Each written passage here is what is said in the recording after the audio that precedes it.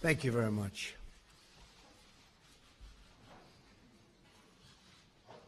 Good afternoon, and thank you for all being here. It's my great honor to welcome His Highness the Emir of Kuwait to the White House. The United States and Kuwait share a strong and enduring partnership. We recently commenced the 27th day of remembrance of Saddam Hussein's invasion of Kuwait, which we all remember so well.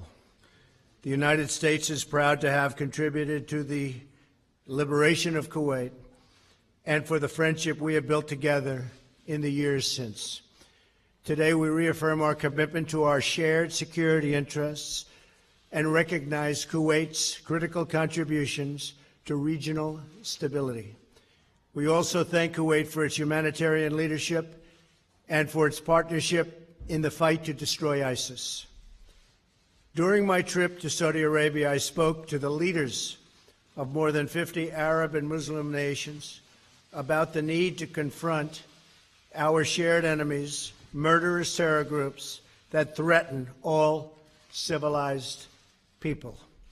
Every responsible nation must work together to strip these groups of their territory, their financing, and the false allure of their evil ideology. I applaud Kuwait for its role in this effort and encourage all nations in the region to do their fair share in defeating those who wage war on the innocent. Each nation in the region must decide what kind of future they want for their own children, one of violence or one of peace. That also means confronting those, such as the Iranian regime, who support terror groups and radical militias. Cooperation between America and Kuwait has never been stronger, never ever.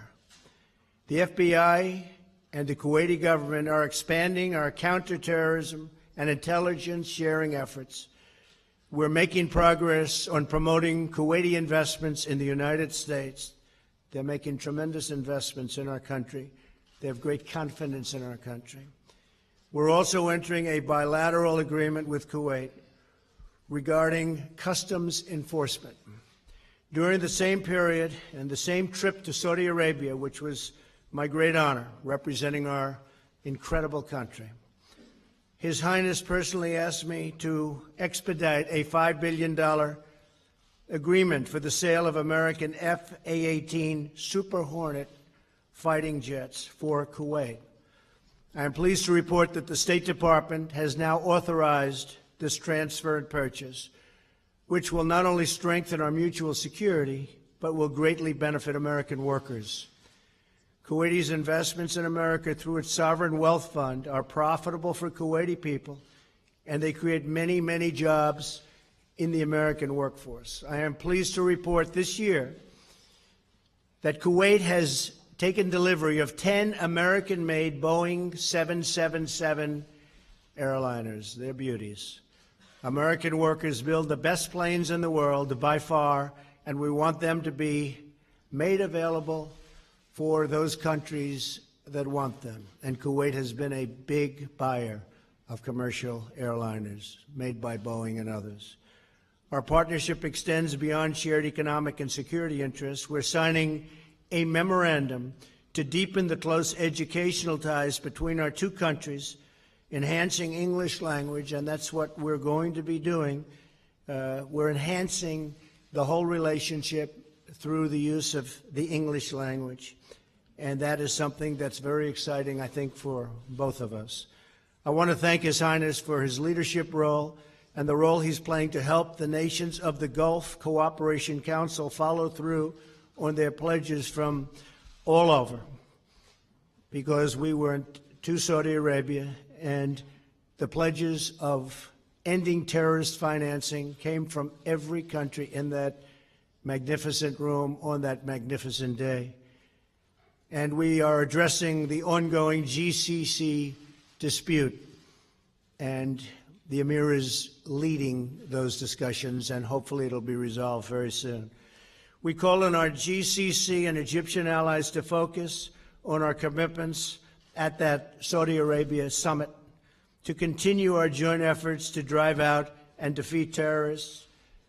Qatar, Saudi Arabia, United Arab Emirates, Bahrain, and Egypt are all essential U.S. partners in this effort. We have great relationships with all of them right now, maybe better than we've ever had. We will be most successful with a united GCC. Tomorrow, Secretary of State Tillerson and Foreign Minister al-Sabahom will chair the second U.S.-Kuwaiti Strategic Dialogue. By strengthening communications with allies like Kuwait, we send a strong message to both terrorist organizations and regional aggressors that they cannot win. They will not win. They cannot win against us. And our military is getting stronger and stronger and stronger. And that those who cherish and value human life will always prevail. I want to thank His Highness for joining us here today. The United States values its close friendship with Kuwait and its people, and we look forward to strengthening these bonds even further. Together we will show the world that the forces of destruction and extremism are no match for the blessings of prosperity and peace. Thank you very much. I appreciate that.